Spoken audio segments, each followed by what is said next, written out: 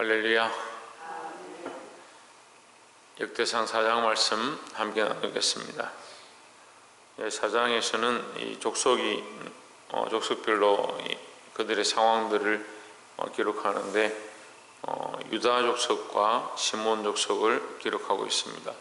특별히 유다 족속은 4장 1절에 보시면 유다의 아들들은 베레스와 헤스론과 갈미와 훌과 소발이라 했습니다. 유다의 자손들이 어떻게 번성해 가는가 이렇게 기록하고 있는데 4장 9절에 보시면 야베스는 그 형제보다 존귀한 자라 그 어미가 이름하여 야베스를 하였으니 이는 내가 수고로 낳았다 함이었더라 했습니다. 자, 이 말은 자식을 어렵게 낳았다, 자식이 귀하게 태어났다 이 말이죠. 10절에 보시면 야베스가 이스라엘 하나님께 아뢰어 이르되 원컨대 주께서 내게 복에 복을 더하사 나의 지경을 넓히시고 주의 손으로 나를 도우사 나로 환난을 벗어나 근심이 없게 하옵소서 했더니 하나님이 그 구한 것을 허락하셨더라 했습니다.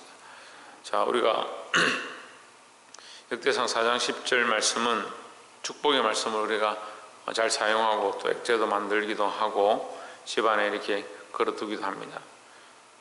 근데 이 4장 10절 말씀이 왜 귀중하고 중요하냐면 모든 말씀이 다 귀중하고 소중하겠지만 특별히 이 관점이 굉장히 하나님께로 맞춰져 있습니다. 복의 관점이 복에 맞춰져 있는 게 아니고 사람들은 복이 있으면 좋겠다 그래서 복의 복자를 쓰기도 하고 그 복을 많이 기록하거나 그 복이 내한테 들어오면 좋겠다 생각하는데 복의 근원이 하나님께 있다. 하나님이 복의 근원이시다. 우리가 이 생각을 늘 가져야 한다라는 겁니다. 10절에 보시면 야베스가 이스라엘 하나님께 아뢰어 이르되 하나님께 아뢰었습니다. 원컨대 주께서 내게 복을 더하사 하십니다. 복의 복을 누가 더하시냐? 주께서 더하신다. 주님이 원하시면 내게 복을 더할 수 있다. 내가 원하는 것도 주께서 내게 복을 더하시는 것이다. 나의 지경을 넓히시고 주의 손으로 나를 도우사 하십니다. 주의 손으로만 나를 도울 수 있고 주의 손으로 내게 복을 주실 수 있다는 거예요. 복의 근원이 어디에 있느냐? 주님께 있다. 하나님께 그 복이 있다. 하나님께서 내게 복을 주실 수 있습니다. 하나님만이 내게 복을 허락하실 수 있습니다 하는 거죠. 우리의 관점에 내가 복이 있어야 되고 내게 복이 있으면 좋겠고 내 관점에 내가 이 복을 마음대로 할 수 있으면 좋겠다. 내 관점이죠. 내 관점이 아니라 주께서 하실 수 있고 주께서 주실 수 있고 주의 손으로 할 수 있다. 주의 손으로 나를 도우사 나로 환난을 벗어나 근심이 없게 하옵소서 하였더니 했습니다. 하나님께 철저한 관점을 가지기 시작한 이 야베스의 기도 가운데 하나님이 그 구한 것을 허락하셨더라 했습니다. 자, 우리는 이 복의 관점을 두지 말고 복을 받느냐 안 받느냐 그것은 두 번째 문제고요. 우리가 사실 정말 믿음으로 살다가 고난을 당하고 어려움을 당해도 하나님 기뻐하시면 그게 복입니다. 우리의 복의 관점이 자꾸 뭔가 형통하고 잘되고 돈을 많이 벌고 세상에 늘어나면 그게 복인 줄 착각하는 그건 세상의 관점입니다. 믿음의 사람들이 가장 큰 복이 뭐냐? 순교하는 겁니다. 그러니까 이게 부흥사들이 정말 잘못된 게 뭐냐면 진짜 참 복은 주와 복음을 위해서 순교하는 건데 그 복은 안 가르치고 여러분 자식이 잘 될 겁니다. 번성할 겁니다. 그렇게 가르치는 거죠. 그럼 순교자들은 무슨 복이 있느냐? 순교자들은 하나님 앞에 서는 복이 있습니다. 하나님 나라에 복이 있죠. 또 그의 자녀들이 잘 되는 복이 있습니다. 쓸데없이 순교하는 것을 말하는 게 아니고 주와 복음을 위하여 주께서 허락하신 가운데 이게 순교하게 되는 거예요. 일부러 가서 내가 목배임을 당하고 총을 맞고 그래 죽는 것을 순교라 하지 않습니다. 순교는 내가 하고 싶다 해서 되는 게 아니다. 하나님 허락하셔야 된다.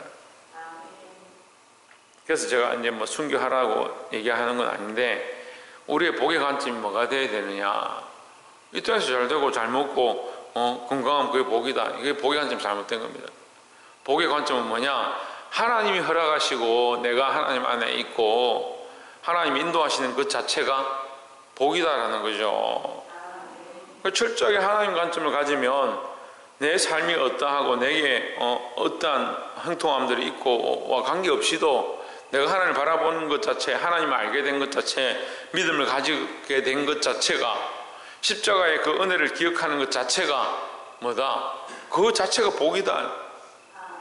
가장 큰 복은 예수 그리스도를 알므로 우리 죄사함을 받고 우리가 구원의 소망을 가진 것, 그것이 복이죠. 이 복의 관점을 하나님께로 가지는 자들이 되기를 주의 이름으로 축복합니다. 두 번째 나눌 말씀은 14절에 모 노대는 오브라를 낳았고 스라야는 요압을 낳았으니 요압은 게하라심의 조상이라 저희들은 공장이었더라 했습니다. 예, 이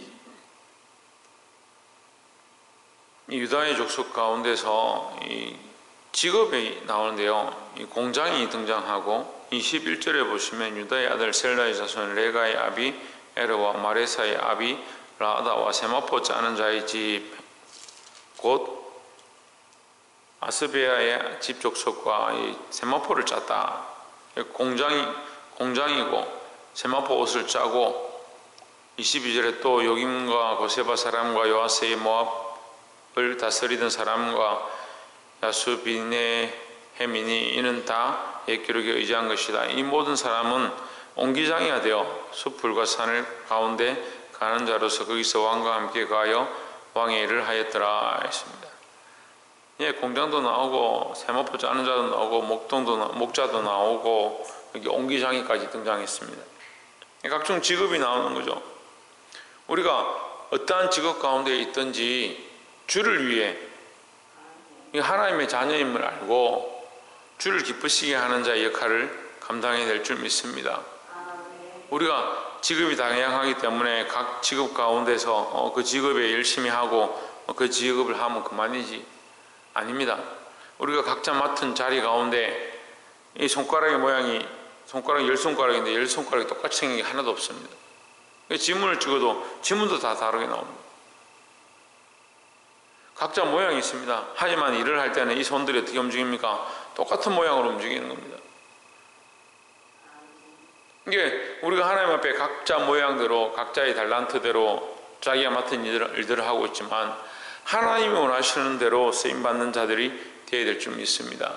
각자 자기 처소에서 자기 삶의 현장에서 하나님의 자녀로서 하나님 기뻐하시는 모습으로 쓰임받는 저와 여러분 되어지기를 주의 이름으로 축원합니다. 마지막 세 번째로 나눌 말씀은 38절에 이 위에 농명된 자는 다 그 본족의 족장이라 그 종족이 더욱 번성한지라 했습니다. 24절부터 시몬 자손들에 대해서 기록하고 있습니다. 방금 우리가 기록을 본 말씀들은 유다 자손들의 말씀이고 지금 이제 말씀은 시몬 자손들의 말씀입니다. 우리가 잘 알다시피 시몬 자손들은 축복을 별로 받지 못하죠. 왜냐하면 레위와 시몬이 들어가서 디나의 이 강간 사건 때 그 족속들을 다 할례 받아라 하고 그날 밤에 다 쳐 죽이는 그런 피를 본 자손들이어서 크게 복을 받지 못합니다. 그래서 그들이 가나안 정복 때도 땅을 이게 분배를 제대로 못 받습니다. 그런데 그들이 어떻게 하느냐? 점점 번성하기 시작했다. 27절에 보시면 신무이는 아들이 16이고 딸이 6이다. 이렇게 번성하기 시작했다. 38절에도 그 종족이 더욱 번성한지라. 39절에 저희가 그 양떼를 위하여 목장을 구하고자 하여 골짜기 동편 그 돌 지경에 이르러 40절에 아름답고 기름진 목장을 발견하였는데 그 땅이 광활하고 안정하니 이는 옛적부터 거기 거한 사람은 함의 자손인 까닭이라 했습니다. 이들이 뭘 하느냐? 이게 번성하고 사람들이 많아지고 특별히 이게 목자들과 목장을 하는데 땅이 많이 필요하니까 그들이 올라가서 뺏기 시작하는 거예요.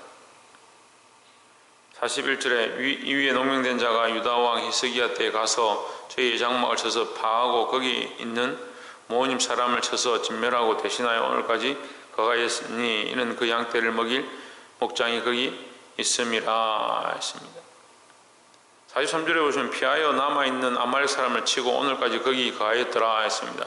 이 시몬 자손들은 특별히 이게 전쟁에 능했습니다. 칼로 물러서서 피를 본 것 때문에 문제가 되었지만 그들은 이 칼로 많은 이 적군들을 물리치는데 큰 역할을 했습니다.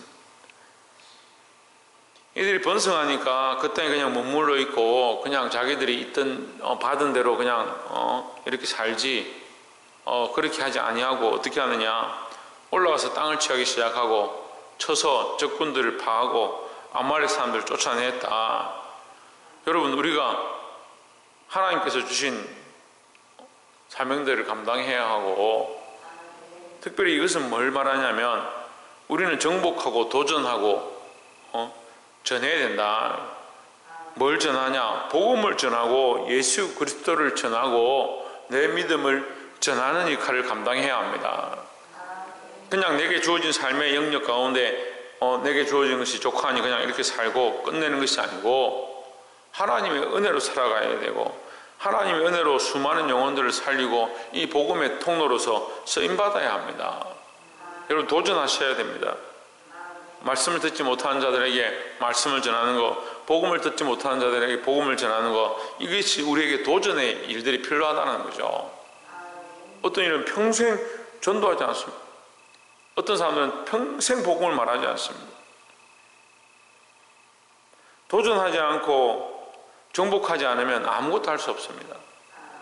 우리에게 주어진 삶 가운데, 삶의 영역 가운데 이 복음을 전하고 전도하고 정복함으로 수많은 사람들을 예수 그리스도 앞으로 돌이킬 수 있는 저와 여러분 되시기를 주의 이름으로 축원합니다. 기도하겠습니다.